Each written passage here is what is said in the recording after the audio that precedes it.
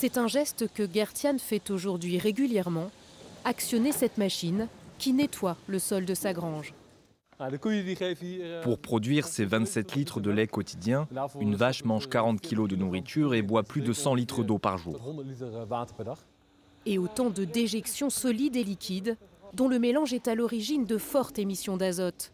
Pour réduire cette pollution, cet agriculteur a investi dans ce revêtement spécial censé séparer les excréments de l'urine. Pas suffisant pour échapper aux mesures du gouvernement néerlandais qui veut réduire de moitié les émissions d'azote d'ici 2030 pour se conformer aux objectifs environnementaux de l'UE. Gertjan pourrait devoir se débarrasser de 40% de son cheptel. 40% d'animaux en moins, ça fait aussi 40% de revenus en moins. Comme vous le voyez, j'ai investi dans une étable flambant neuve. Si je perds 40% de mon revenu, je ne pourrai plus payer mes factures. Mais depuis les dernières élections régionales mi-mars, les agriculteurs reprennent espoir. Né en 2019, le mouvement paysan a raflé toutes les provinces néerlandaises. Le parti promet de faire revenir le gouvernement sur son projet de réduction de l'azote. Ça me donne de l'espoir.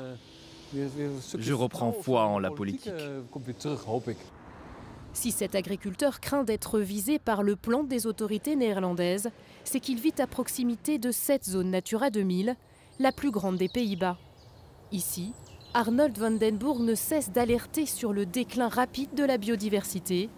En cause, la teneur des sols en azote, l'une des plus élevées de l'Union européenne. C'est extrêmement acide. Globalement, on trouve des pH en dessous de 3.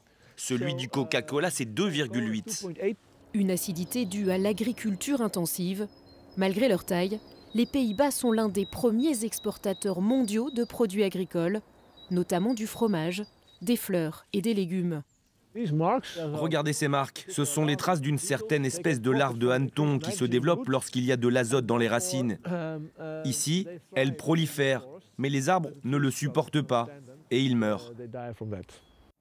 Le plan azote prévoit de limiter la présence de fermes aux alentours de ces zones protégées. Le plan azote n'est pas à la hauteur parce que les Pays-Bas sont littéralement recouverts d'une couverture d'azote et il faut trouver une solution. Surveiller la taille des fermes à proximité des zones Natura 2000, ça va aider, mais il faut aussi prendre des mesures pour restaurer la qualité des sols et les habitats naturels. Des mesures plus fortes que Greenpeace veut forcer les autorités néerlandaises à prendre. L'ONG va poursuivre le gouvernement en justice pour qu'il avance de 5 ans la date limite pour agir sur cette zone Natura 2000. Au cours des prochains mois, il va y avoir beaucoup de déceptions pour ceux à qui l'on avait dit qu'il n'y avait pas de problème d'émission d'azote ou qu'il s'agissait simplement de bureaucratie bruxelloise, mais qui découvrent ensuite que la nature est sur le point de s'effondrer et qu'il faut que quelque chose se passe maintenant, très vite. Certains agriculteurs n'ont pas attendu le plan azote pour changer leur manière de travailler. Lorsqu'il a repris l'exploitation familiale il y a 7 ans, Roel a décidé de revoir drastiquement les pratiques. Ce jeune fermier n'élève plus que 45 vaches. Pour lui, les mesures environnementales du gouvernement ne changeront pas la donne. C'est tout le modèle de l'agriculture intensive qu'il faut remettre à plat.